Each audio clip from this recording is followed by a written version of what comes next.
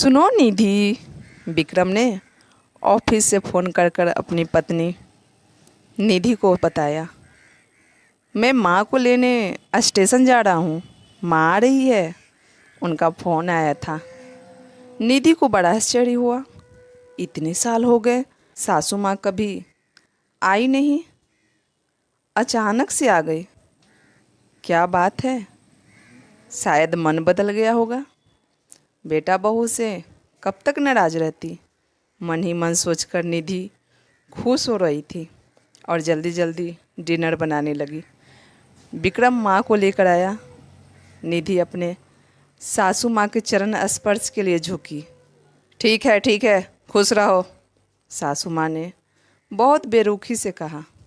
निधि की आंखों में आंसू आ गए और वह किचन में चली गई।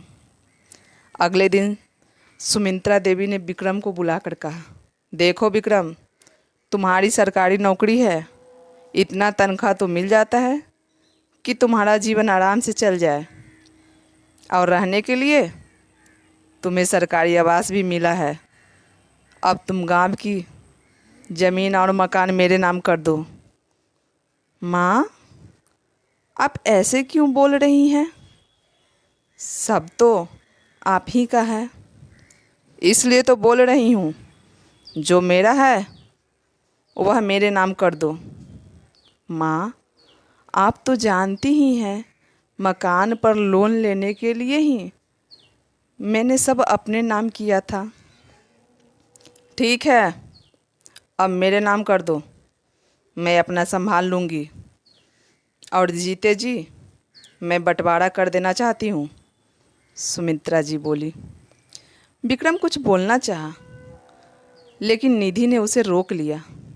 सुमित्रा जी बेटे के सामने मकान की पेपर रख दी और बोली, सिग्नेचर कर दो।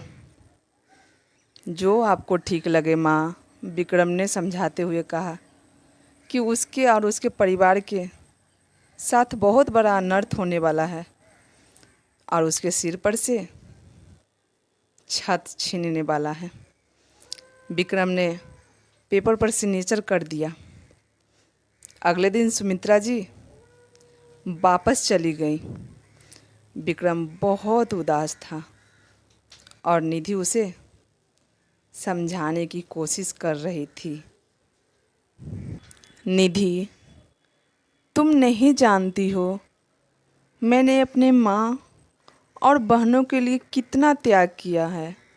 15 साल की उम्र में पिताजी का साया सर से उठ गया। मैंने घर की पूरी जिम्मेदारी अपने कंधे पे ले ली। पढ़ाई के साथ साथ काम भी करता रहा। मेरी माँ और बहन को कोई तकलीफ़ ना हो, इसके लिए मैं जी तोड़ मेहनत करता था।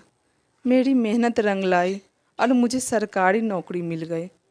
जहाँ तुम 2 मंजिला मकान देख रही हो, वहाँ कभी एक कमरा हुआ करता था और हम सब उसी में रहते थे। जी तोड़ मेहनत करके मैंने मकान बनवाया। दोनों बहनों को हॉस्टल में रखकर अच्छी शिक्षा दिलवाई ताकि वो अपने पैरों पर खड़ी हो सके। माँ की आंखों में कभी आंसू नहीं आने दिया, और आज वही माँ मेरे सर पर से छत छीन कर ले गई।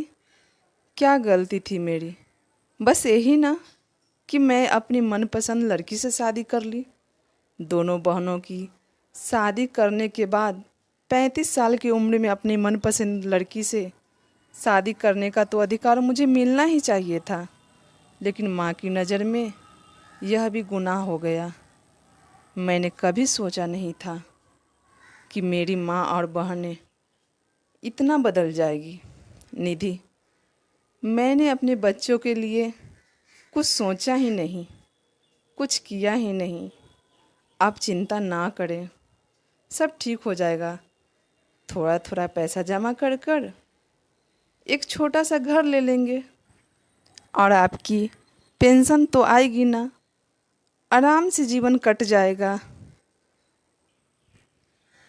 नहीं निधि, अब पेंशन नहीं मिलती है। पता नहीं अब मेरे परिवार का क्या होगा। कुछ दिनों बाद पता चला कि सुमित्रा जी ने प्रॉपर्टी दोनों बेटियों को आधी आधी बांट दी और दोनों बहनें खुशी खुशी उस प्रॉपर्टी को अपने नाम करवा ली और भाई के बारे में रद्दी भर भी नहीं सोचा। इस कलयुग में सब कुछ त्याग करने वाला हमेशा अकेला रह जाता है। जिनके लिए त्याग करो उन्हें तो याद ही नहीं रहता कि उनके लिए उनके अपने ने कुछ किया है। दोस्तों, हमेशा बेटा ही गलत नहीं होता, कभी कभी माँ भी बहुत गलत कर देती है। मैं यह नहीं कहती कि माँ गलत होती है, लेकिन बहुत सा घर का यही हाल है। दोस्तों, कहानी पसंद आई हो तो लाइक, कमेंट और अपने दोस्तों में शेयर करना ना भूलें। और हाँ, ऐसे ही